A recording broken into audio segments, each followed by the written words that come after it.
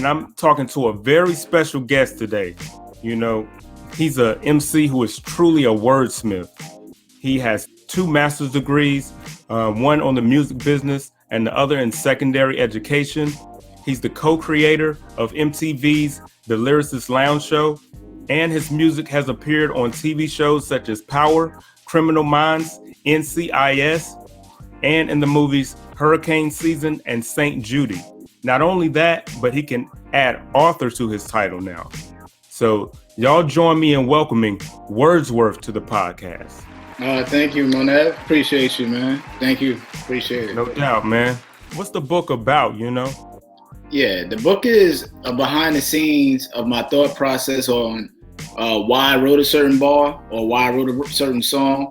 Because a lot of times you'll get these books and it's somebody else breaking down the artist's thought, right? Or like, to this day, right, what do you think Shakespeare meant by that? And stuff like that. And I felt like, let me do this book because I've written these books for years, but they've only been audio-wise.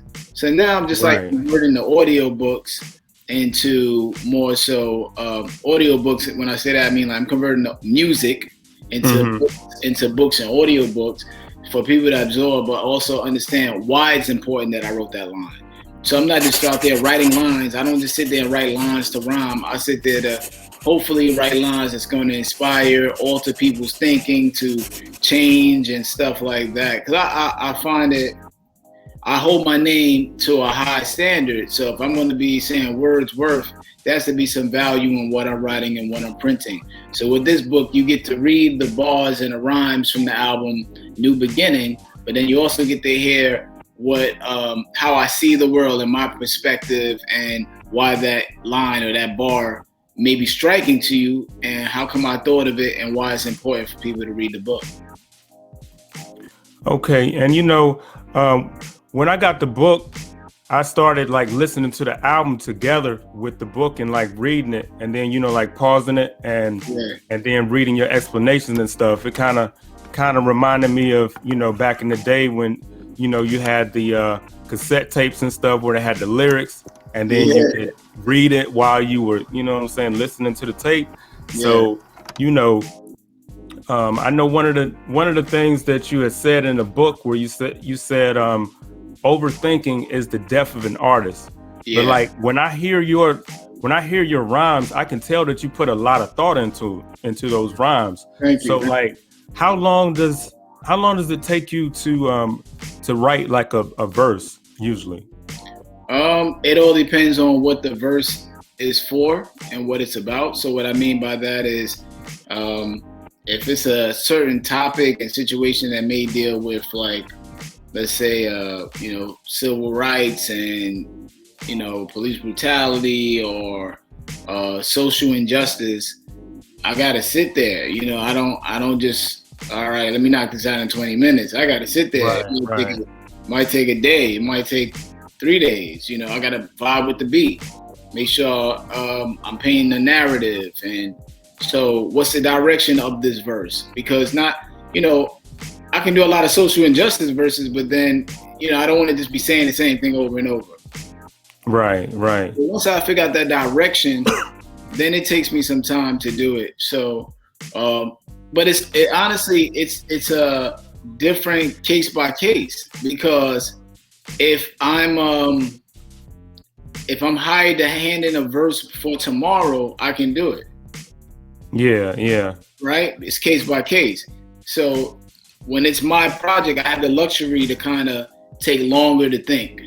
But if it's a verse for a feature, sometimes I need it in 2 days. So I got to do that. So my mind is kind of wired to the point that I can get it done when I need to get it done, and I can get it done when I want to get it done for me. Yeah. You know, so I think you have to have that mentality to sustain in this business, but also have quality control. So that's a whole nother thing.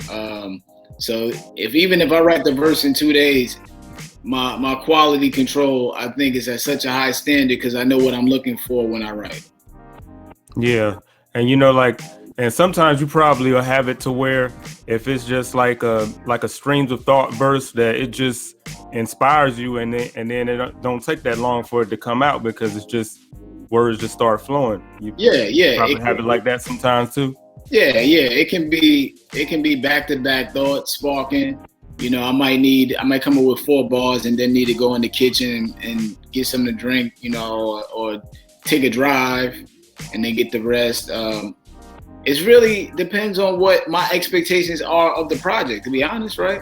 So let's say, for instance, I'm doing an album, I'm working on an album, and I'm like, okay, I want this album by March. So today I'm gonna finish this song today. I can sit there, and now it may not take that hour or two. It may take me sitting there from 7 in the morning to 5 in the afternoon. But I have that discipline. I will sit there. Yeah. I will sit music there. you wanted to be right. Yeah, I will sit End of the there. day. I might gotta go to the store in between, throw the beat on, but like as far as like if I say I have to have it done by that day, I will do it, you know, because the quality control for me is what keeps me here. That's why people hire me to do verses. People want me to do that because they know that when you hire me to get a verse, it's gonna be like on point. Right. You know, so I got to make sure my brand sustains what it is.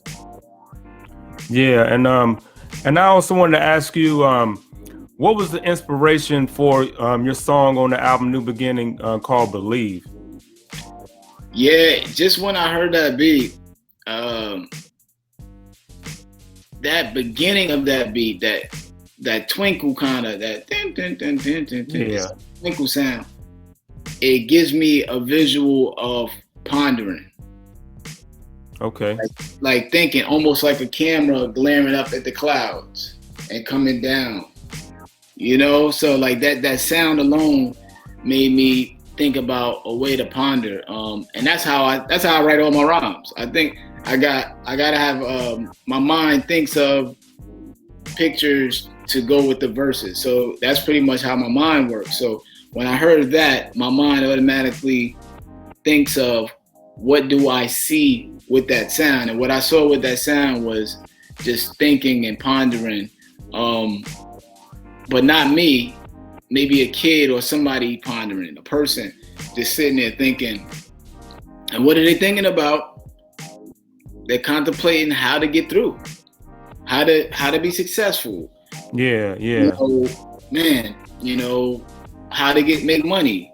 And, you know, I visualize that and just made me say, yo, you know, I'm watching you. I believe in you. You know what I'm saying? Like I'm seeing you stare thinking, but yo, I believe in you. And that's how that. But it's really that's how I hear it. I hear that part and I go, man, that's what I hear.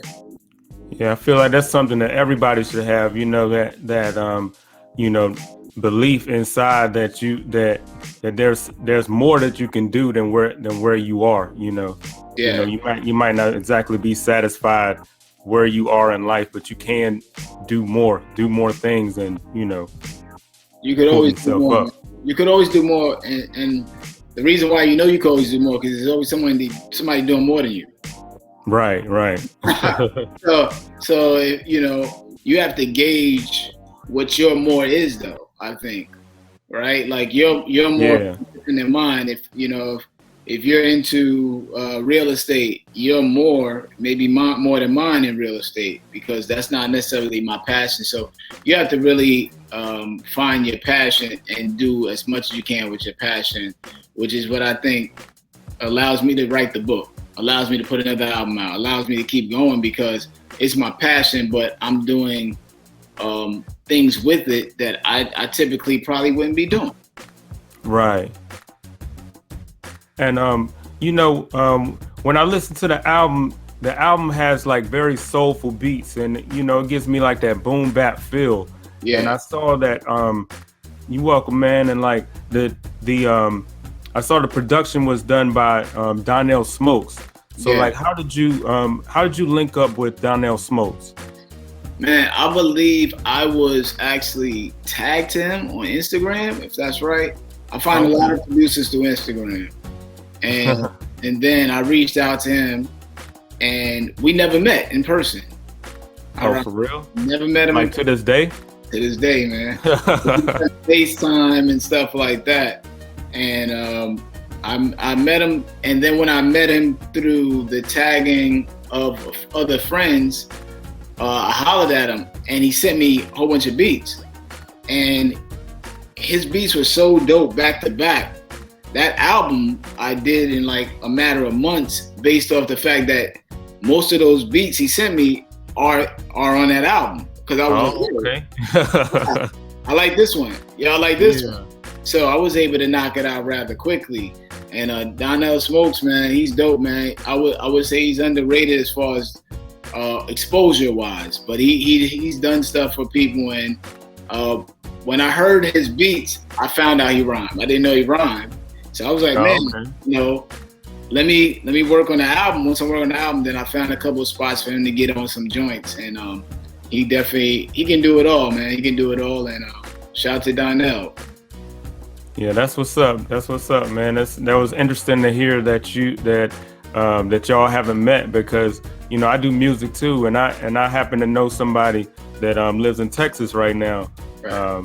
Guy by the name of Southern Phase, and never met him before, but we linked up through mutual friends, and been doing music and stuff. Right. Pretty cool, right. man. Yep.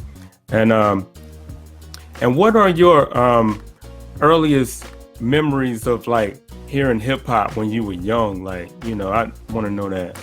Yeah, earliest memories of me listening to hip hop really stems from my older sister and my older cousin. They're like 4 years older than me. So my older cousin Elliot, he used to freestyle and rap a lot. So that's how I started learning how to freestyle, from him, watching him do it. He would just walk down the block and come up off the top of the head, and I was like, I want to do that, And then my sister, she would do like talent shows and things like that as far as dancing. She would always be in a talent show dancing, and then buying all the records. So like the Run DMC, here we go.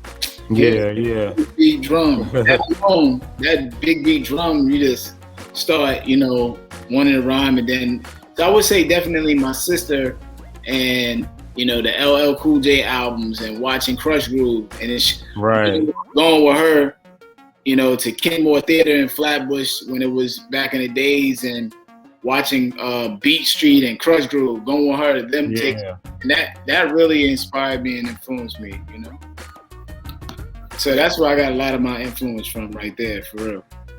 Okay, and on that note, like, who was like the first MC that you would say that like inspired you to like want to pick up the pen and actually rap? Like, man, I was in 5th grade around then. Man, I was like 5th grade. What am I? 5th grade, 6th grade. Then it got to like, so I was like around 11, 12, 13. Yeah. Man, I would say Run. I used to like Run a lot, man. Yeah, Run DMC. Yeah, he's cold, man. Like, Run was the dude. Like, to this day, man. But yeah, even the old stuff. Who's House? Like, just Run was that dude. Then that LL was that dude too.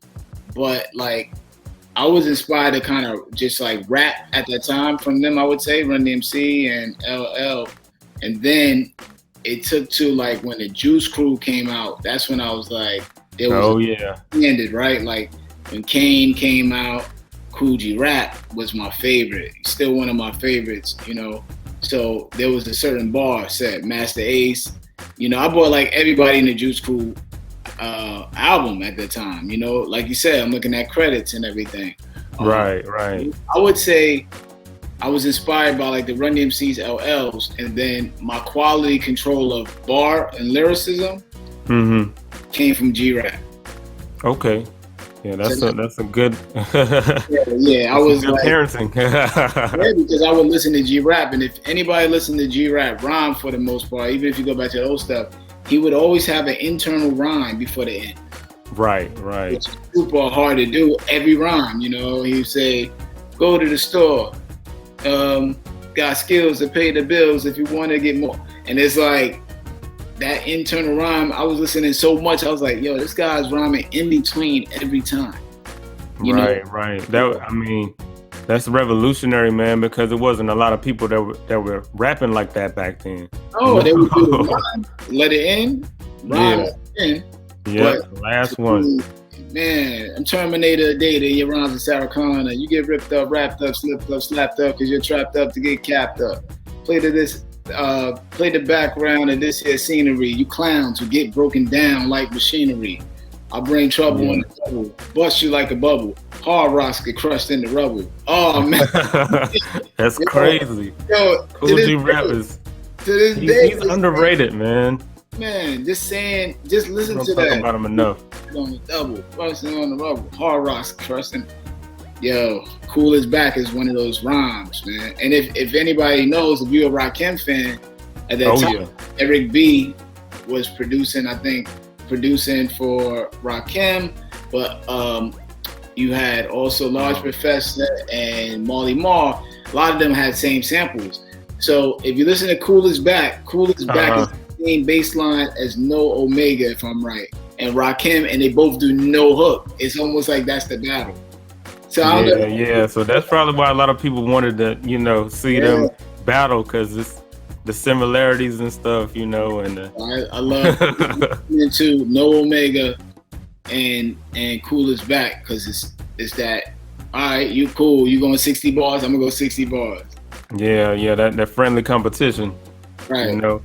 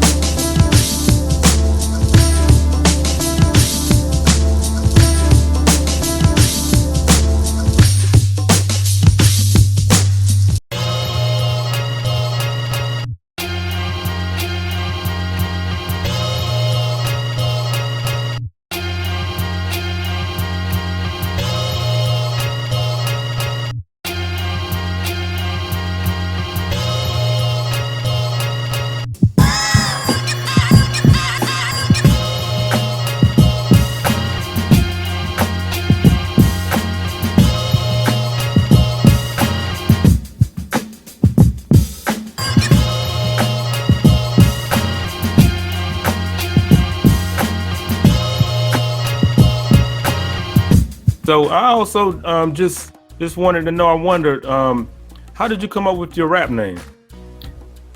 Man, I used to be the principal because there was the new school. So I was like, all right, I'm gonna be the principal of the new school. Or this new school. And then like one day I'm sitting there, living room, me and my boy chilling. Heathcliff came on. Yeah, I remember Heathcliff. And they had a cat named Wordsworth that always had headphones, and every time he talked, he rhymed.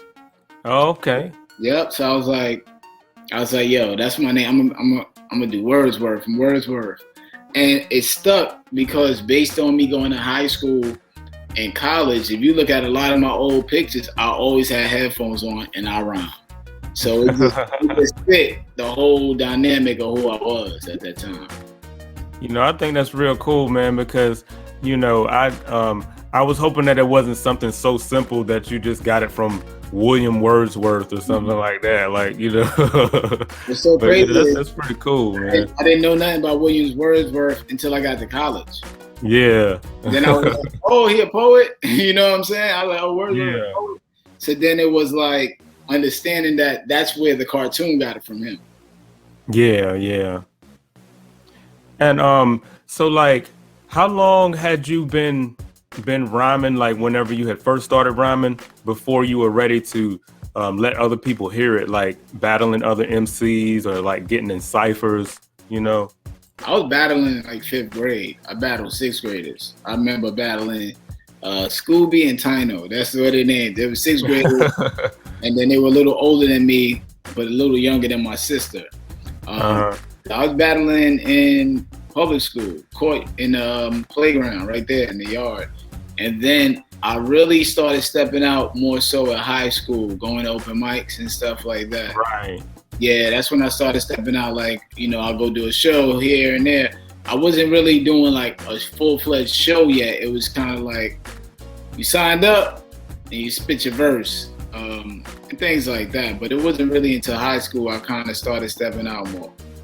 How I became aware of you was when you did Twice in a Lifetime, when you was on that album with Black Star, and also on the Love Movement, on the Rock Y'all, you know, on that joint. So like, how did those collaborations come about?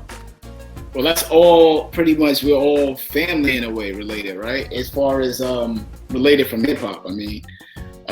So Twice in a Lifetime came about because Kweli and Mos and me and Punchline, Jane Doe were all in the same circles trying to come up. Okay. And then we would all rhyme on the same radio stations. So we were kind of like, at that time, with Stretch Armstrong, Bobito, NYU with DJ Riz and DJ Eclipse, and going to all these stations around that time, we were kind of some of the most elite rappers in New York. Okay. So then us hanging out, it was so crazy because I started hanging out with, I knew Mos' brother before I knew Mos.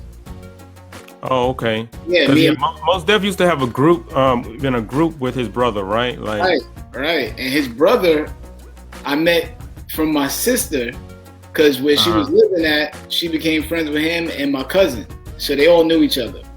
Oh, okay.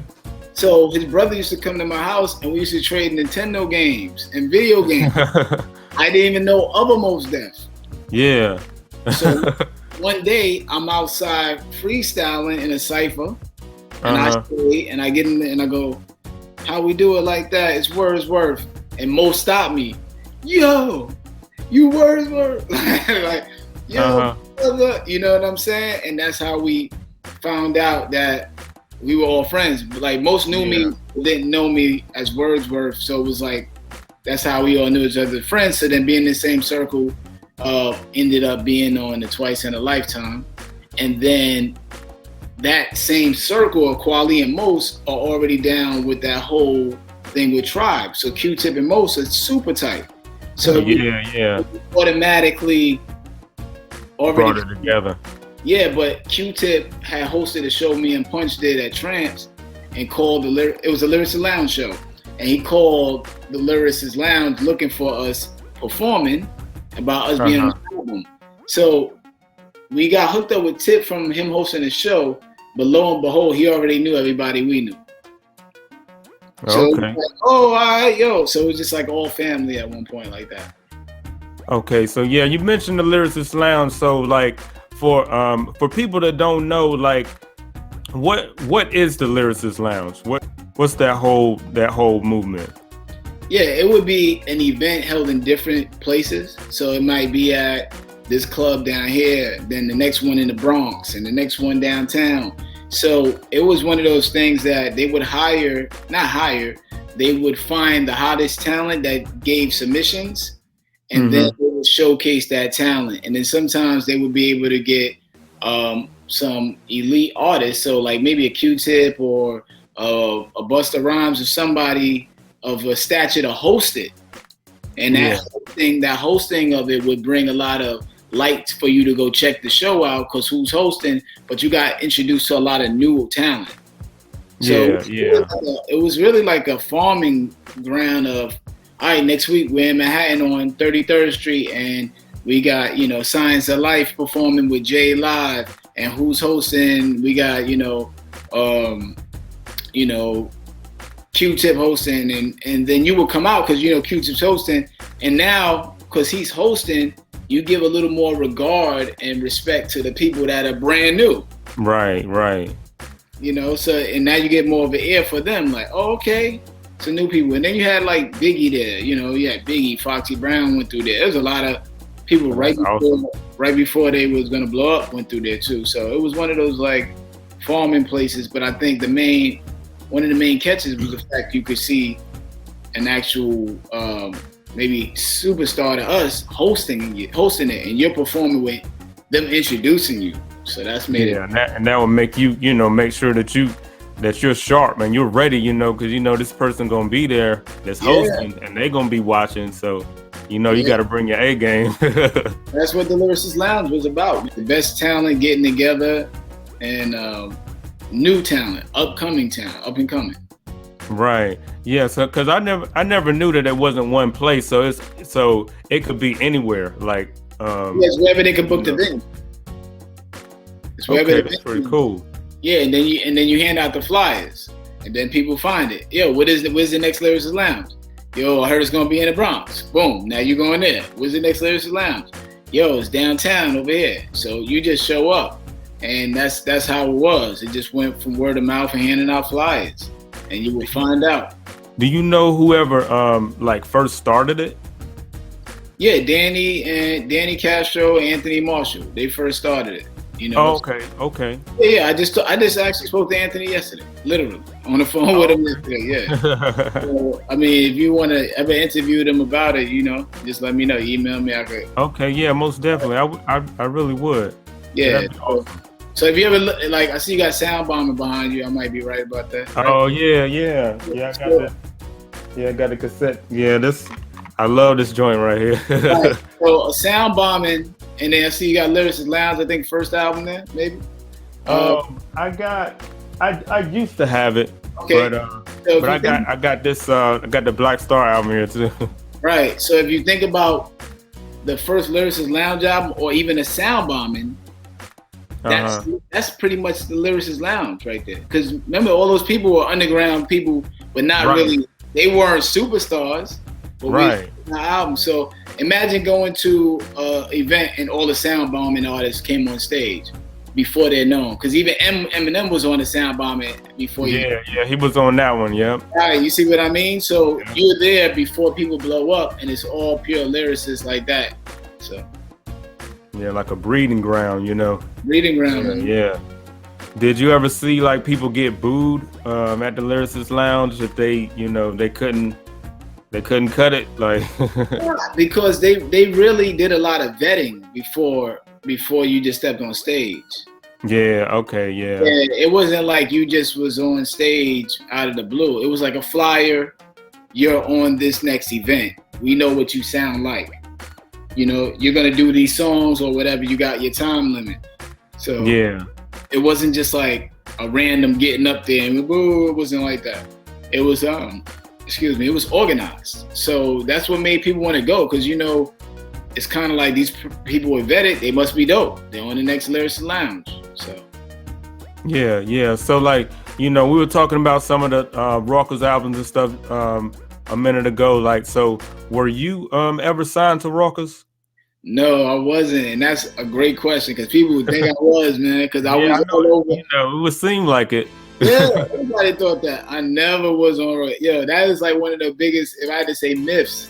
I never was signed to Rockers. I just was rhyming on everything that I could rhyme on at that time, and I'm glad to have been. At that time, we were kind of it was punching words, kind of messing around a little bit. We were trying to maybe mess with track masters a little bit. We had some other deals here and there, but never on Rockers. But yes, everybody thought that. So what label were you on, like when you first started, like when you first got with Punchline or whatever? Yeah, we ended up coming out on an independent called Mona Hip Hop by my boy JF. So he had an independent label in which he actually put out my boy Strick's first record, The Booth. And then that's how, I think he put out a single with Master Ace as well. And that's how, when we met JF, he was doing those records, and that's how we met Master Ace.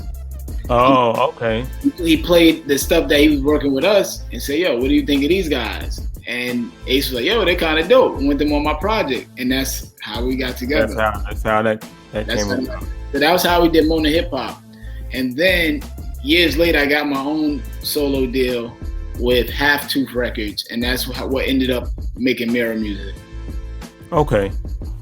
Yeah. And like, as far as like record deals go, had you ever signed any bad record deals that you would say, in your opinion, or do you regret any moves that you've made in the music business overall?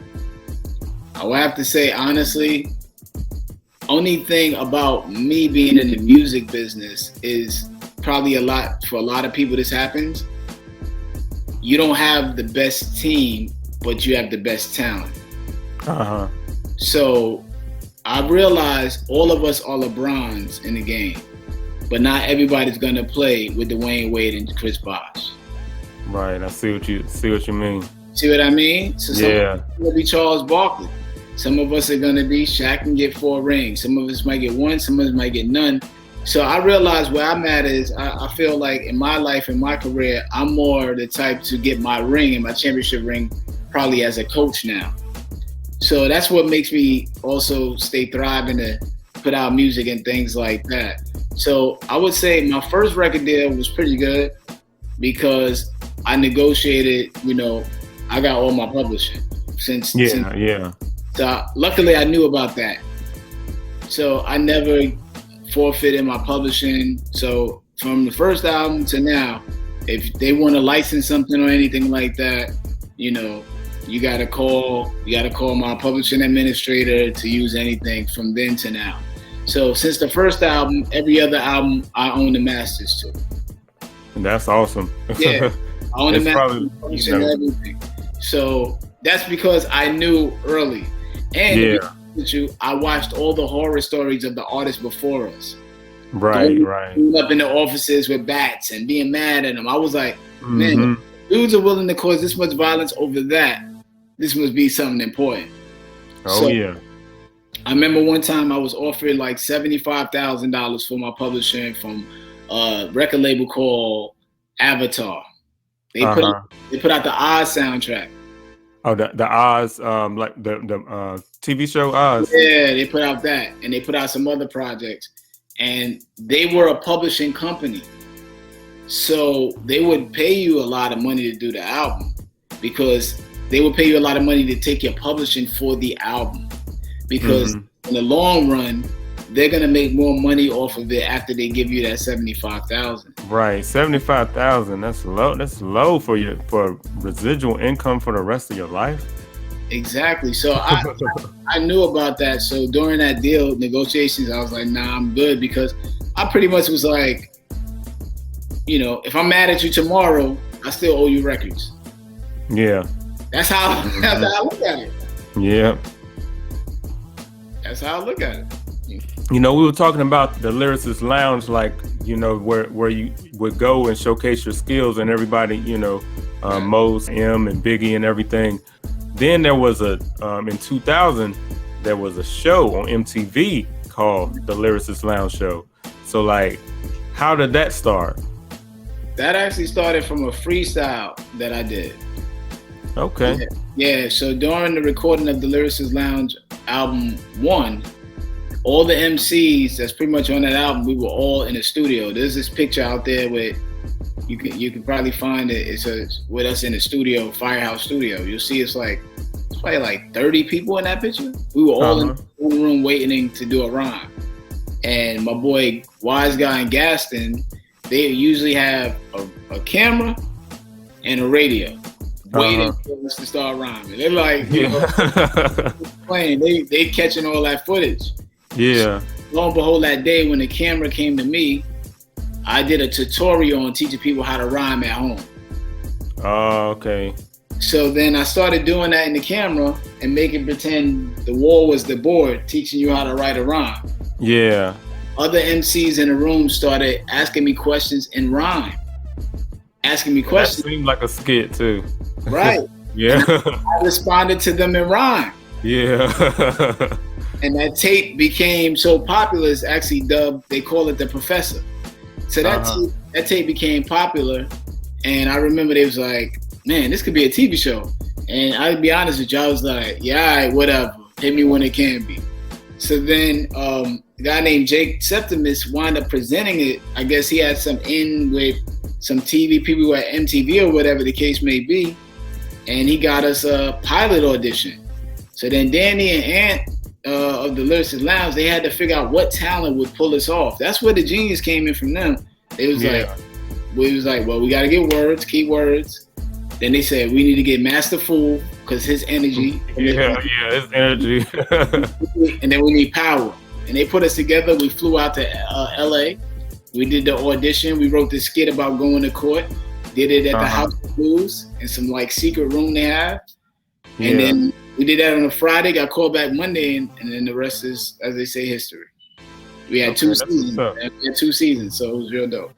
I know that there was also like not just like you, Master Fool, and Power, but there were also like people like Tracy Ellis Ross and stuff on the show, and like, you know, people that were like kind of more like in the acting world. I think the lady Heather McDonald. So like, who wrote the rhymes on the show for like everybody? Like, we wrote the rhymes for the rappers that came on too. So we wrote a majority of everything together. Me, Master Fool, Def Jeff, Power, you know, AL, he wrote a few things. Punch was there at some time. Everybody. Thurston wrote his own. But we wrote like the rhyme for Snoop on there. You know, we wrote CeeLo's whole verse. We wrote Big Boy's verse on there, and we wrote one, I forgot which one it was, Crazy Bone verse from Bone Thugs Harmony. I mean, we wrote stuff that you wouldn't think we probably wrote it because we wrote it in their voice. Yeah. So if you watch the skit with Big Boy, and then I think it's Crazy Bone on there, he comes on and he's like, speed double time rhyming, and then we gotta go on like a yeah, that one was dope. Yeah. Nah, but we wrote that. You know, I wouldn't even have known that. I would have just automatically assumed that the rappers wrote their own verse. Like, only person that really wanted to write their own rhyme was MC Light wrote hers, and Slick Rick wrote some of his, if not all of his. The things that we did do is like Snoop changed. I want the Sega Genesis. I want the Sega with the. I want the Dreamcast with the controller. He said, "I want the Dreamcast with the blue controller." Like, obviously blue because of But he was like, man, who wrote this? He can't. That's one of the main things that who wrote this? And we was like, us, you know. So that was that. And it was freestyle though. When on the end, yeah, he murdered it. Legendary. That was a legendary part of the show. That. And you know, he probably couldn't wait to that ending. You know, to do that. That was part. That was mostly everybody at home part. They couldn't wait to the end of the show for that. That was awesome. And like, so for the people that were actors and stuff, was it hard getting them to get into like rapping for their skits and stuff, like doing their parts? Yeah, they would only rap when it was our skits. So like they had to try to figure out where they fit a line in. I mean, that was something so new at that time. A lot of the actors were scared because it was like they didn't want to mess up the time. They didn't want to look corny, trying to down, you know. But then we would just find like one line for them. We wouldn't push it overboard, you know. We would be like, because they wanted to show more of a, you know, chemistry with the cast. So we did an elevator skit, and we gave. I remember that one. Yeah, so we have one of the actors in one line there, you know. So we try to get them in there to show more of a chemistry with the cast. But they definitely were nervous, and it was new for everybody. Yeah, but it came out really dope. I think that it was really authentic. You know what I'm saying? Like a lot of times when something gets of hip hop gets converted to being on primetime TV, sometimes they make it corny. But I never felt like it was like that. It was really dope how y'all did it. I keep it 100. The first few days of, you know, first we meet, talk, discuss what we're doing. I would say that first few bars of rhymes we were trying to come up with. Our first skit that we wrote was the bank heist. Oh, okay, yeah. Over that Quiet Storm beat. And they got some on YouTube. They got this stuff. I was looking back at it not too long ago. Yeah, and I'll be honest with you. That was the first rhyme we wrote, and when we first started writing it, we were like trying to figure out let's not get too crazy technical with it, you know, and remember Yeah. the world. So that rhyme, when we first started writing that rhyme, we got that rhyme together and it started coming together and everybody could understand it, we was like, oh, this is gonna be a go. Because we knew the rhymes, even to this day, sound fire. You know, they're gonna be classic bars because we knew how to keep it simple but clever. And that's what we were worried about. Because remember, I'm coming from the underground. Where you don't want yourself to be looking crazy, you know, like. He dumbed it down too much, so we couldn't do that. So that's why. Good morning, Sharon. Your name is Sharon, correct? We had to make the withdrawal and endorse the check. Forget the check. Just make the withdrawal. We like making sure the rhymes sound crazy. And it could have been like, good morning, we want your money out the bank. Make sure that you do. We was like, the constant effort of how do you talk to people that aren't like us, right, without losing us. Mm-hmm. As we wrote those bars, we was like, okay, if I say good morning, Sharon, your name is Sharon, correct? Everybody understand that, and my flow sounds not like I'm sacrificing. So right. It was discussions though, as far as we had to figure it out. Remember, we're doing something nobody ever did. So now we're trying to figure out, how do I write this rhyme for 300 million people and across the globe to understand me without jeopardizing the streets that heard me rhyme for real. And we found a good balance with it. And then once we found that balance, it was, we wrote stuff for Common. We wrote stuff for, we wrote everything that, for the most part, like I said, it's only probably like 2 people that wrote their rhyme. Yeah. So like, what would you say are like some of your favorite sketches from the show? The Ledge is legendary. Me and Mosa on the Ledge. Yeah, on the Ledge. That's legendary. The bank heist is we rhyming over the Quiet Storm beat. You can't get no better than that. Yeah, you can't get no more gutter than that. Man, at that time,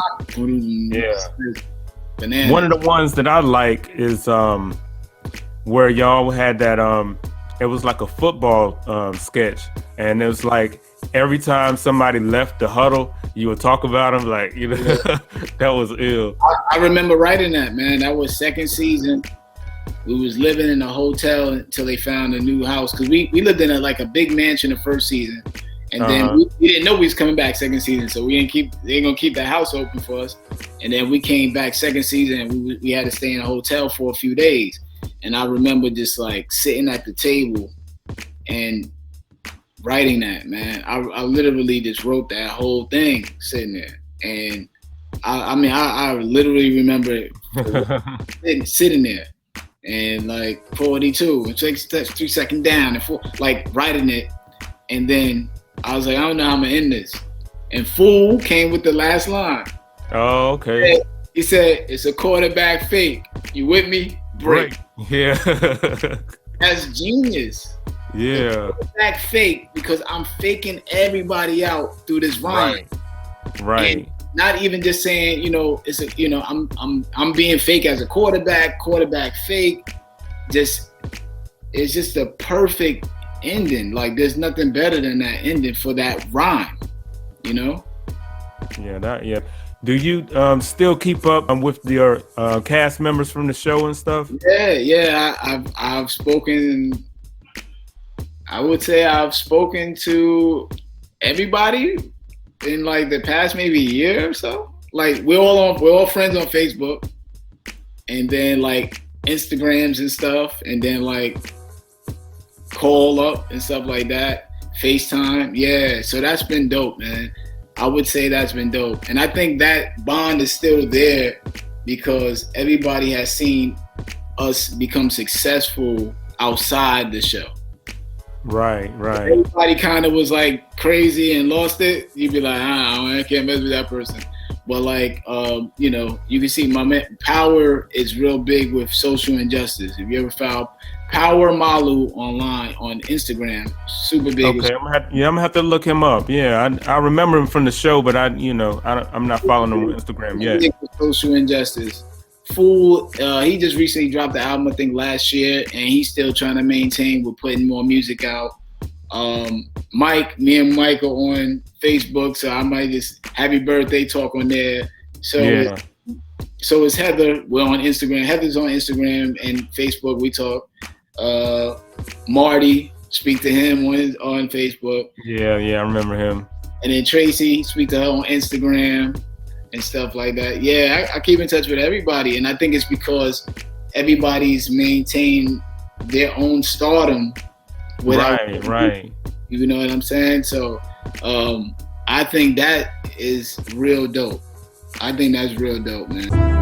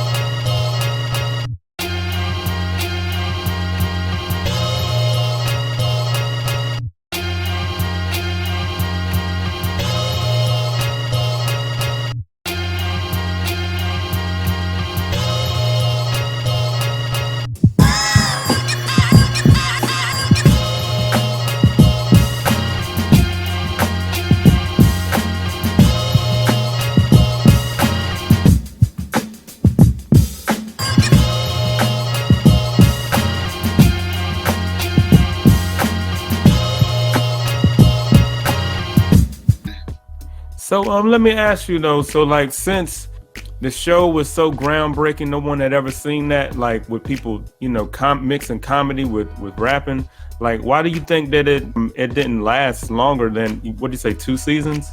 2 seasons, yeah. The second season was very tumultuous based on we didn't have the right director. We had they switched out our director, and at that point, we had a director that really didn't care about the music and the rap part. It was a tension on there, right? So like we go from the first director that was like, if you mess up on a bar, we gotta redo that bar. The second director is just kind of listening, has no rhythm, no idea what it should be, what it shouldn't be. From what I recall, I believe it was like we had gotten like Tom Green's staff. Which didn't care nothing about hip hop. Our first staff was straight. Everybody to the T was hip hop based background. Then the next one was just like, yeah, I worked on this. And they came in with an attitude of, I worked on this show, I know what I'm doing, and didn't want to hear what we were saying, how to do it. Yeah, because they came from something that before, and they're like, people have their pride, so so it was a little bit of that. But I think, hey man, I look at it as 2 seasons, man. Some people don't get 2 seasons. Some people don't even get 2 seasons. It's dope, man. It was a really dope show. So when I enjoyed it. I wish, of course, it was 8, 10, of course. But even to say we went 2, I feel some validation in the fact to make it a 2, man. Right. And you had mentioned earlier how you had met up with Master Ace, and then you talked about Strick and everything. I mean, like you were in the group, pre-Slaughterhouse. So it was you, Master Ace, Strick, and who was there another member, right? Yeah, it was Punch. And Punchline, yep. How that came about was the fact, remember we all did those independent records on that particular label? Right. And I was saying Mona Hip Hop, and then Ace had us all on his album. Okay. Disposable Arts. Excuse me. Disposable Arts, that's the joint right there. we're all on there. So then Ace ended up touring for Disposable Arts and brought us along. That turned into us touring together for 15 years every year. Wow. So we think about like 5 midway through first, second album, third album, something around there with Ace doing solos. You see us on tour together so much. Yeah. I mean, every year we were out for about a month or 2 in Europe together. Yeah. So now you got people like y'all should do an album together. Cause we're on stage. Yeah, you're always together anyway. Yeah. Four of us rhyming on one song together, and you like that song we did, you like this song we did on this album. It just, do a whole album with all four of y'all. So we wound up doing this song called Four Brothers, and we put out a video for it, and people was loving it.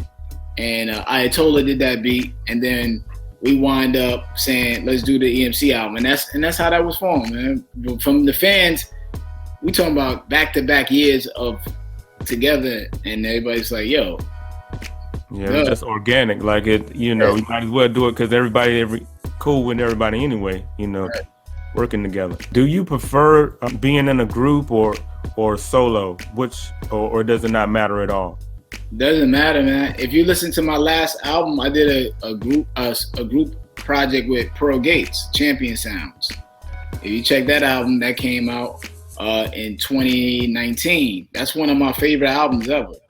And it's me and my boy Pearl Gates. And man, that album is incredible. The entire thing is produced by Quincy Tones. And me and him go back to back, and it's like almost like, me having Punch was dope back then, but we just couldn't mesh to do an album. Oh, okay. We just two different visions of rhyming, to be honest. Like we work well doing the EMC albums because Ace kind of quarterbacks that. Yeah. Right? So it makes it like a leader. Yeah. But when you got me and Punch together to do a project, it's a little more difficult because he has a certain vision, I have a certain vision. So doing the group project with Gates, me and Gates have a similar vision in how we like to talk about issues that's going on. So we have a similar vision and issues and things we care about, so that works easier. So either way, I'm fine either way. Okay, that's what's up. The guys in EMC, like you still cool with everybody? Man, we talk every day, man. We got that WhatsApp group chat, man. There's no way we not talking. I mean, every I don't know, 20 minutes, 5 minutes, 2 minutes, WhatsApp goes off. Yo, you read this? I mean, it's a whole bunch. What is it? It's all of us in there. It's about 6 of us. We got even, my man Steve, the Angry Merch guy, he's on there, in there with us. Gates is in there, and then us, the EMC. Power, my boy Power was in there because Power actually ended up DJing on tour with us for some of those years too. Oh, okay. I didn't know he was DJing. Yep, and you look at some Master Ace footage, you'll see him. He got a big afro in the back sometimes DJing with Ace. So he's went on tour with Ace too, separately.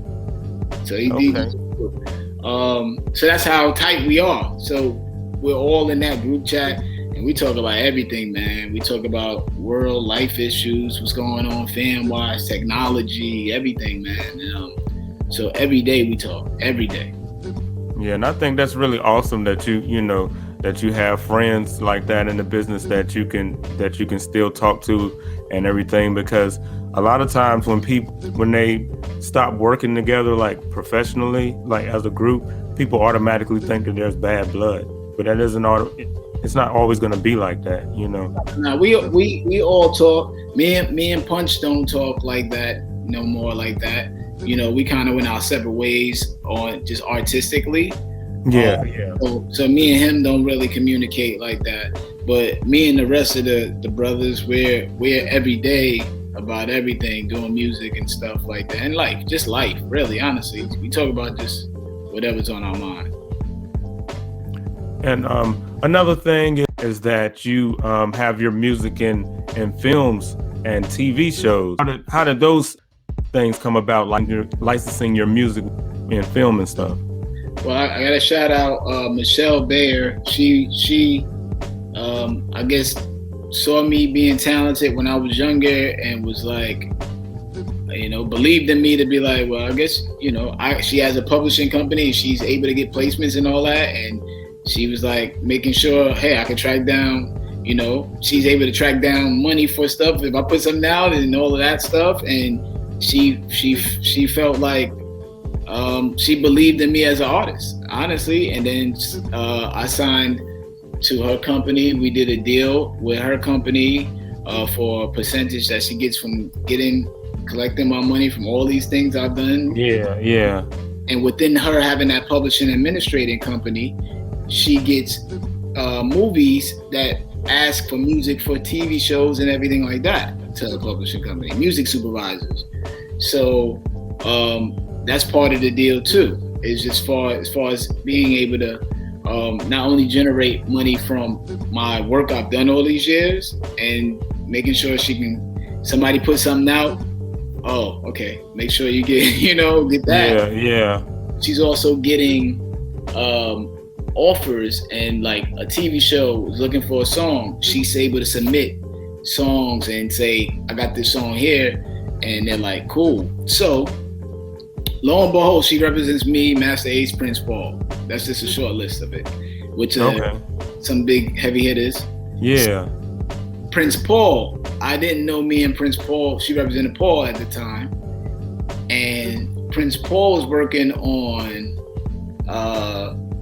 the Politics album, I believe. And he actually, I actually wound up being on a song with Paul, with MF Doom. And cool. Man, so that's a blessing. When did that happen? That was like early 2000s. The name of the song is called People, Politics, and Places. If you look it up, you'll check that out. Yeah, Wordsworth, MF Doom, and Chubb Rock. So, long and behold, that was dope. Paul got me on that. Me and him have the same publishing administrator. So, Paul gets this opportunity to do Dexter's Laboratory. So, he's like, yo, he already has the deal to get the song on there. He's like, yo, I want to see if we could do a song to this beat and see if we can make a song. If they take it, they take it. They don't. I'm like, all right, cool. So then I get and I go, I'll say, what's this? Let me go watch the cartoon. Then I go, uh-oh, Dex is in the lab again. Oh no, back to the lab again. And then he was like, yo, they like it. I was like, all right. And then they wanted making a cartoon, like commercial for it and everything, video. So that's on YouTube and stuff. So I'm like, all right. So then he gets hit again about, because now you're building that rapport of cartoons. Right, yeah. Honestly, to be honest, it's not the typical writing. Like if I said, yo, write this for a cartoon to somebody, you might get baffled. It's actually another thought process to write for cartoons. You know, because you do got to dumb it down kind of when you write for cartoons, right? Or it's a dumb it down, and then it's also the idea that's going to be catchy. You know, like you got to figure it out. You got to kind of weigh out how you're going to do this record. You know, in a different mannerism. It is dumbing down because it's kids, but a certain way. So then Paul gets called for SpongeBob. Same deal. Yo, okay. Bubble party. I don't know if let's try it. Boom. Yeah. They got it. I'm like, okay, that's 2 cartoons for me. You know, maybe I'll get something else. So lo and behold, years later, I would say 2015, got hit with Michelle Baird. She got this other opportunity again, DreamWorks. Okay. Oh yeah. They're doing Peabody and Sherman. Mm-hmm. So the rapport is already there that I can knock these cartoon things out with Paul. Right. Paul wrote me in. So we all get on the phone call with DreamWorks and, you know, we're like, oh yeah, sure, what's the project? I go watch the cartoon, you know. I listen to some beats and I go, I know what kind of beat I need. So I tell Paul the beat I need. I actually listen to another artist and I kind of mimic this beat. And let me ask you something, like, because it's for TV and stuff, like with the beats, is it always no samples? Because you know, like, yeah, you know, no samples. Yeah. So to give you an idea, just to kind of throw a little nugget out there, I knew what I wanted to do tempo wise. And at that time, there was a real popular song out at the time. I said, yo, I need something like this. And Paul made it up. Yeah. And it was a version of that without it being that song. Right. Right. And I, I picked the year. They gave us like a year, like the year that I needed to get something that was invented. So I picked the Ferris wheel. And then I wrote the hook and had my wife sing it. And the rest was history. It was like, yo, it's incredible. And excuse me. So then they made a cartoon with us. So if you go on Netflix right now, you see us in the cartoon. You see me and Paul as cartoons right now. And that's and what was the name of that one again? That's Peabody and Sherman. Peabody and Sherman. Okay. Yeah, Peabody and Sherman, season 1, episode 2, and you're gonna see me and Paul on there as cartoons. So that's huge. That's awesome, man. Because even to this day, people go, "Look what I just seen. My 2-year-old was watching things, and I'm just popping up, and people." Right. See, you know? And that's how that kind of occurs, man. You kind of, you write songs. You gotta just kind of write songs and not sometimes worry about them. But you gotta have songs with no samples, and then also I do songs that have nothing to do with my album. So I kind of compartmentalize when I'm working on those songs. So I'll do like my album songs here, and then I actually have a whole bunch of songs nobody's ever heard that are made for TV. Because it's a different technique and a different sound than what I would present album-wise and what I do album-wise. And you have to be willing to understand that and happy with that compromise within yourself, because you're a business. It's like me, if you make hoodies and I'm like, I'm about to buy 1,000 hoodies from you, but I need, short sleeve hoodies, and you don't make them, you got to be like, well, if I'm a business, you got to learn to make them. Yeah, make things. Learn to make everything. Right. So one of my main things I tell people is that when you're in this game, to sustain and be in this game, you got to add tools to your tool shed. Right. So those type of records may need a wrench. If I go in your tool shed and you don't got a wrench, you're not prepared. So I make sure that my tool shed is always updated and upgraded, which hence goes back to the lounge, why we were able to do everybody's flow. You can't tell. You see what I'm saying? So, but it really hurt me probably do those flows on my stuff, but we wrote everybody's stuff in their flow, which it's in my tool shed. It just only comes out when I need it, Yeah, it comes from being a fan and hearing people, and you already have your own style, and you just adapt it the way you have to adapt it. Yeah. And another thing that I like that you said is, like, as far as like with the different songs and stuff for the cartoons, that you just submitted it, like, take the shot. If they like it, they like it. If they don't, they don't. It was Paul. Paul take the shot. Yeah, Paul believed in me. And then after that, we actually wound up doing a whole kids album, the Dino 5. I don't know if you ever heard that. That's Paul did all the music. It's me, Charlie Tuna, Ladybug Mech from Diggable Planets, and Scratch from the Roots. Wow. So like you educating me, man. So it's like I'm gonna go back and like watch all this stuff. Well, the Dino 5, we want to do. So all of that led up to that album. Me rapping with some real successful people, doing the kids album totally, and then so it just stems from that. So Paul believing in me, man, is dope. You also are teaching music business classes to students now. How did that come about? Yeah, I teach TV, film, and music production. In 2015. My quick short story, pretty much, my daughter was failing her classes. I went up to the school to find out what's going on. They told me they had inadequate substitutes, basically. Mm-hmm. So I was like, man, I'm gonna go become a substitute so I can teach her class.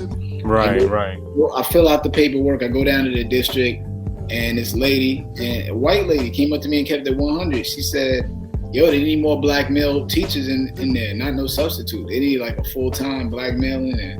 Yeah. And I was like, all right, cool. And that was the realest question I ever been asked in my life. And I changed right there. I said, all right, I'm gonna be a full-time. And I went. I've never been asked to do nothing more important than that, I think, ever. So then I go there. I wound up actually being a reading teacher, teach reading for 2 years. And then my school wins a grant, and they know what I really do at heart, and they allowed me to design the program. So that's how that came about. And that's awesome, man. Like, giving back, the knowledge that you have to other people, you know what I'm saying? So hopefully it's only 2% black males in the teaching in the country. So 2% in the country of 330 million people, man. I mean, it's crazy. Yeah. So when you think of the narratives that a kid thinks of people, it's because they don't see themselves to have another narrative. So, you can only think, if you were to really think how many black teachers you had coming up. I remember in school, I had one black teacher, I think Mr. Austin, and that's about it. Coming up from elementary. Middle school, don't recall any black teachers. Yeah, when I think back, I probably can count them on one hand. Yeah. So you can only imagine, multiply that by a lot, right? So we gotta kind of be there, and that was the realest question ever, because I could have said, nah, I'm good, I gotta go, I'm making this music, I can, you know what I'm saying? And I was like, nah, you know what, if something happens with the next generation of kids or some of these kids, I hold some of that responsibility, because I had an opportunity to go help, and I said, nah, I'm chill, I'm gonna make this song. So you gotta really, push aside your pride and realize what it is. And it was the best decision, one of the best decisions I ever made in my life. That's awesome, man. It's good to be that positive role model. I mean, I know that sounds cliche, but like it's a lot of young black youth coming up that don't see that in the hood, like, you know what I'm saying? So, man, man, like, I mean, but you know what I mean? You don't even know, like, how many times when kids come into the room and then I'm teaching them how to write records and they recording songs. My class has a full-blown studio and everything, and we recorded it and everything. And they come in and be like, Mr. Johnson, and then they do research and find out I'm a rapper. Mr. Johnson, a real rapper? How you a rapper? Why you here like that? And I tell them straight up, I'm here because I'm here to help you. Because if you don't see me, you don't know that there is a me. And it makes them kind of like, whoa, you know what I'm saying? And yeah, man, they do some crazy, awesome stuff in there, man, in the class. And I'm just helping them, like, see their potential. Today, this kid, this is my second day. We switched over. Second semester now, right? Switch over. New kids. So I got new kids for this semester. And this is my second day. So I get these kids every other day. So I had them Tuesday, got this kid today, Thursday. Second time meeting him. Had the beat, came up with the board, showed him how to arrange it. He was hyped. So next week, start writing the bars, go in the booth. That's only my third day meeting. You know what I'm saying? Yeah, that's what's up. But so you be making beats too? Yeah, well, we use GarageBand and they make the beats. And the whole class is, you make the beat. After you make the beat, I show you how to arrange it. Then I show you how to come up with melodies. Then you write that. So we got full blown, like, tons of songs inside the studio that have been recorded this year. And 2 years ago, there was a TV and film contest, and we won the best music video. We won 2 awards for best music video. So it's amazing, but, like, if I'm not there, like, really, who's walking them through that? Right. You know what I'm saying? I'm just really being real on how much we need to be there, because there's not too many examples to help them do that stuff, And, like, along that note, like, I know a lot of people ask this question, but it's really interesting, because, like, coming from the era that we know, like, you were talking about the Lyricist Lounge, where you're actually going places and rapping and stuff like that. But, ever since the internet, now it's a new way for people to have access to people and and give access and distribute their music, but it's so many people doing it. So like what would be your advice to kids that, you know, are creative and want to be rappers and producers and stuff, of how they can be successful and break through the noise, you know? Yeah, if you're young and up and coming, you have a lot of time on your hands probably, you know, depending on where you are. Because I know that stage when I was maybe 16, 17, depending on where you are, you got a lot more time. You really just gonna have to stay putting out multiple projects like you've been doing, grinding and putting out project after project. And now, you know, kids are putting out projects like maybe every month, maybe every year. Oh yeah. Right? When we came up, it was like one album every 2 years, you know? So if you're younger, I would say do that route. If you're older too, you can go that route if you got time. But if you're older, I would say you might not have that much time responsibility-wise. So I would say be self-aware where you are really in your career. Because I've seen people invest in buying tons of records and vinyls, or investing in thousands of dollar videos and no views, or whatever the case may be. I think you got to be content with where you are in your career and say, you know what I'm gonna do? I'm gonna press up 100, sell this 100 and flip this 100 and turn down from that 100 to 1,000, you know, and gradually grow. Because you're older, so you know you might not have the million followers on there unless you've been staying on top of it. Some people may have, but like, you know, we got families, we got things like that. So be very mindful of, don't overinvest in yourself. Yeah, you gotta be realistic to a certain degree, you know, even though you can like expectations too high, and then if you don't meet it, then you know, get depressed and all, like, you know. So yeah, man, I don't do anything like that. I try to keep it at a low level of, all right, you know, we're gonna do a couple 100 here, and we know that when it's uploaded, it's gonna do enough downloads that the downloads will even offset what was invested into the CDs. And right. I still do CDs because when I tour, people want the tangible goods.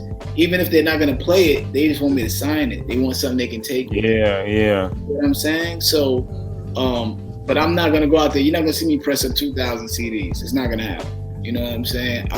I got a nice system I've been running for the past few years, ever since I put out my solos and so on. Thank God, I recoup every time. You know what I'm saying? Yeah, that's good. Yep. I stay in a certain measure amount of what I'm doing, and it recoups every time. And I'm able to split the money with whoever, and we all get money every time a check come in. I'm able to split the check.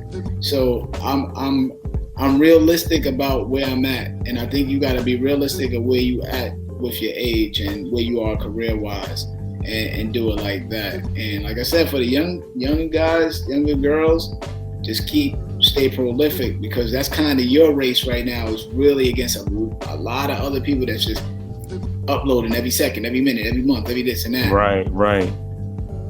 So if I was that age, 16, 15, I'd be doing the same thing. I would be recording. I got a mic right here. You know what I'm saying? I would be constantly putting out stuff. But I recognize that's not my race. You know what I'm saying? I'm content. Yeah, you don't have to do that now. You know, you got your back catalog and stuff.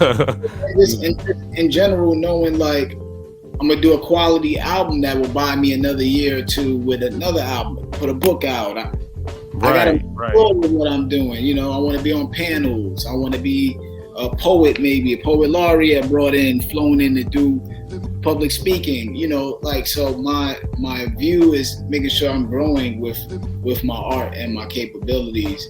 And you know, when I can, I'll do what I can. But understanding where I am and growing is what I would say.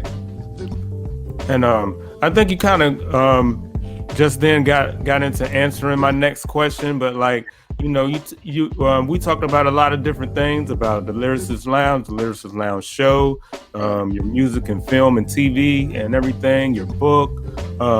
So what's next for Wordsworth? What, you know? Yeah, what's next for me is the second volume of the book. Another album. I got a couple albums I'm working on. right now simultaneously with different people. And then, man, me and Superstition got an album.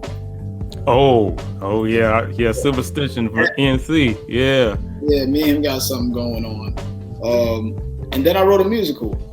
That's really one of my next things. So it's kind Oh, of that's like, awesome. yeah, I got a musical that I've written. You got a title? Yeah, I got all of that pretty much. I got half of it in my phone to listen to, like I could play it, type vibe. That's how far I am with it. People probably think, Yeah. I mean, I don't, I don't want you to spoil it if you don't have to. yeah. But I mean, like, I say that because sometimes I'll be like, I got a musical written, and then people just kind of like, all right, well, it's just written there, sitting there. Nah, it's like I'm building it and recording it, the songs, so that way when it's time to do auditions and stuff like that. Yeah. So I'm visualizing these steps, so it goes from the book. Then I do a musical. Then the musical goes to stage, and then the stage goes to theater and all these things. But the one thing I've learned about being successful, to be successful, focus on your objectives, not the goal. Could you break that down? What do you mean by that? Right. So if I want to eventually have a full-blown movie, right, in a movie theater, I got objectives I need to get to and accomplish first before the movie. Okay. Some people just want to do the movie and then they're like, I got a script, and then they keep trying to bump into people to get the script, but they don't do anything in between to say, okay, I'll do this and then I'll do that and do this and then it'll lead me to that. So if you think about, if you look at video games, you can't get to the boss without finding the sword. You can't. Yeah. Right? You got to find all these things before you get to the boss. So you got to have you got to have a plan in place of how you're going to reach the goal. Yeah, instead of a lot of people like to, quick hustle. Yo, I'm trying to put this album out. All right, so then it's like, word, okay, cool. So did you do this? Nah, I didn't do that yet. Did you even get your BMI ASCAP together? Nah, I just been putting stuff out on the internet. Yo, none of the steps None of the steps. So that's a key I run by in my class, heavy. Like they be like, cause they're like, I want to do this. I'm thinking about, putting music under it later on. I'm like, all right, yeah. But if you have nothing done, how can you put music under something? You don't. Yeah. Like the kids are like, so many. They're like, I'm working on music for my video. I'm like, yeah, you're working on music for nothing. You don't have any video to work on music for. So you have this. You're already at the end. You don't even have a video. So yeah. What are you gonna do? Waste 3 classes of working on a beat, and then in about 2 or 3 classes, I got to give you a grade for your video? That makes any sense. You got to get this video done, then we put some music on it. So I always tell them, like, I'm a first thing first person. Like, so I just got to help them with it. I love when we go through that process to help them with logical order of how to get the things done. That's very big in school, teaching them that logical order. And I think that's what's helped me be super successful. Because as a rapper and as an artist, I'm all over the place. As a teacher, I gotta have some type of structure because there's 180 other people depending on me. But as a rapper, I'm waking up when I want. I'm like, yo, it's 12 in the afternoon. Where the studio at? Yo, I'm about to go eat. Yo, I don't know. I might stay up till like 4 in the morning. I just came home. You all over the place, scatterbrain. Yeah. So let me ask you, like, do you write your goals down? Like for the different things that you want to do that you told me about? My things in the to-do list on my notes, and I got the little bubble next to it. Hit it when it's checked off, when this is done. So I have my stuff written down, and then I manifest it by doing it. So like the book is done. Right. Now I know I got to do book 2 because I put volume 1 on there. I did that on purpose, hold myself accountable for volume 2. One is on it, so that means there got to be a volume 2 for myself. So accountability is big too. If you want to be successful, find a partner that's going to hold you accountable. That's true too. That's So, good you advice. know, right, Monev, I just met you, right? But if you say your words, I'm working on the album, and then I don't speak to you in a year, and then it's like, yo, what's up with the album? You're gonna be like, man, I done did this and this and that. You done ran off in a way like we never spoke in between. So the album, Yeah, yeah, right? For me, I have those guardrails up because when I say I'm doing something, I say it to somebody, I hold that in high regards that they're waiting for me to bring it. So you gotta find a partner. Um, One of my other things is finding a virtual partner, which is Facebook for me. I'll post on Facebook working on a book. Now people are like, with a book. So then I gotta respond. I'm up to this part with the book. So those are my virtual people that hold me accountable. Find somebody that can hold you accountable. Set a deadline, and then find somebody you can, when that deadline come up, yo man, I'm only up 2 songs in, but at least you're getting, all right, well, 2 songs, that's good, send those 2 songs, yo, so let's try to get 4 by next week, right? If you think about that on a grand scale, even if you look at Kobe, LeBron and all that, they got coaches, they got people holding them accountable, man, accountable. yep. Coaches, their fellow players, like So I Accountable for really that. appreciate you saying that, man. Like, because that's helping me, and I'm sure that is helping people out there too. That like you can have all these ideas in your mind, but then you got to write it down. You got to get it on paper. Decide when you're gonna do it. Like, So Accountability is a key to being successful, and you have to know that you can't account for yourself all the time. I feel like I'm in a groove that I can account for myself, yeah, but I do like to share my stuff with my friends. Like I got songs here that my friends have heard, and they give me that, yo, that's fire, yo, you need to finish that project. Word, boom, let me go finish that. So you got to find those people and keep your circle with positive energy of people like that. So everybody I'm around is on that vibe. They're gonna, yo, that's fire. You finishing that? What's up with that? Yo, you sent me a song 3 weeks ago. What's up with that project? Word. yeah, I'm yeah, almost done. I'm almost about to send you the rest. As you get older, you start losing that. Because remember, everybody yeah. gets older, coming adults and kids. Right, So right. you doing the album, but y'all ain't checking on the album no more. It's more like, yo, so what's good? We going on the trip? We'll be taking the kids. I'm checking in on you about Yep. family. I'm not checking with you on the album no more because I'm not even on the album vibe no more. Right. I know exactly what you mean. Right? I feel you. Yes, you gotta find people that's in that circle, or even if, yo, this is the deadline for the project. Word, you gonna do it? Yeah, it's my deadline, yo. Throw it out there to people that will hold you accountable, man. If you want to be successful, I'm telling you, man. You'll hold yourself accountable for your job because your boss says it's due by next week. But then your own self and your stuff that you do personally at home, you just chilling. So don't work Yeah, hard. right. That makes no sense Right. at all. So don't hold yourself. Don't work harder for somebody else that when you won't work as hard for yourself, man. And that's another whole nother thing, man. I'm not going for days about this, but it's real. Yeah, most definitely. I really appreciate that. Yeah, man, A lot of hard people going.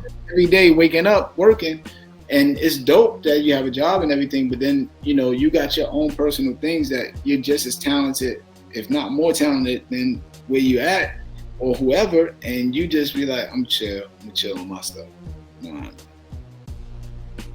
Yeah, it's good about going hard. That's the way I feel. Of trying to go hard for what I believe in and what I want to do because I still work a 9 to 5 job, but while I'm on the job, I'm still thinking of ideas, about different things about hip hop. You know what I'm saying, and how I'm gonna put things together. So that's how it goes.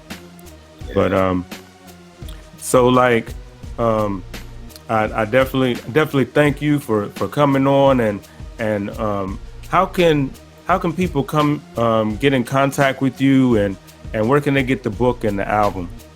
Yeah, I'm on Instagram and Facebook. You could hit me on Instagram if you want. My Wordsworth beats at gmail.com. That's usually where people producers send their beats or features. They hit me on there for features. or Instagram, Facebook. I'm pretty accessible with that. And then the book, you can get the book with Words of Worth, Volume 1 on Amazon. You can get this on Amazon. And it made it to the top 10 new poetry releases when it came out. That's awesome, man. If you look at accomplishment. Yeah, if you go on my Twitter, Wordsworth_EMC on Twitter, you'll see that's my actual avatar, is top 10 new releases in poetry on Amazon. So that's a big accomplishment for me, my first book. So that's, man, I could talk all day, man, but I try to talk to get us hype. You know what I'm saying? Yeah. Yo. So, feel free, brother, whenever you kind of like thinking of something outside of this, I'm trying to figure out how to do this, and that, hit me up.